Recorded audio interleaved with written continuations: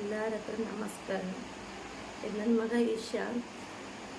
ಅವನಿಗೆ 1 ವರ್ಷದಲ್ಲಿ ಒಂದು ಜ್ವರ ಬಂದಿದೆ. 1 ವರ್ಷದವರೆಗೂ ಮಗುಗೆ ಯಾವ ಪ್ರಾಬ್ಲಮ್ಮು ಇರಲಿಲ್ಲ.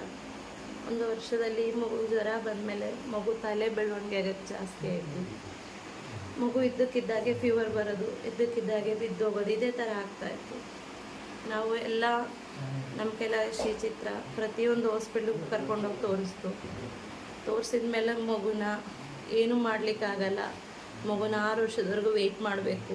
ಮಗುಗೆ ಜೆನೆಟಿಕ್ ಟೆಸ್ಟ್ ಮೈಗ್ರೋನ್ ಇರೋದ್ರಿಂದ ಮೈಗ್ರೋನ್ ಬಂದಾಗ ಮಗು ಇದ್ದಕ್ಕಿದ್ದಾಗೇ ಕೋಮಾಟೈಸಿಗೆ ಹೋಗ್ತಾನೆ.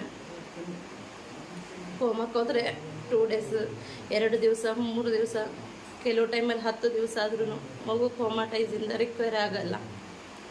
ಆ ಟೈಮಲ್ಲಿ ಮಗುನ ಐಸಿಯುಲೇ ಶಿಫ್ಟ್ ಮಾಡಬೇಕಾಗುತ್ತೆ. ನಮ್ಮ ಕೈಯಲ್ಲಿ ಏನು ಮಾಡಬೇಕನ್ನೋದು ಗೊತ್ತಿಲ್ಲ.